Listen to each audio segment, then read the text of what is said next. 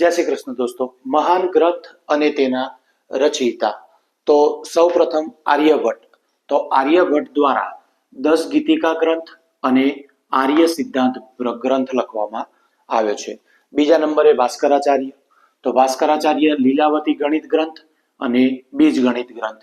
ત્રીજા નંબરે જોઈશું મહર્ષિ સુશ્રુત, જેમના દ્વારા સુશ્રુત સંહિતા જે સૌથી વધુ પ્રખ્યાત છે. અને બીજા નંબરે શલ્ય ચિકિત્સા. બ્રહ્મગુપ્ત દ્વારા બ્રહ્મ સંહિતા એટલે કે બ્રહ્મ સિદ્ધાંત.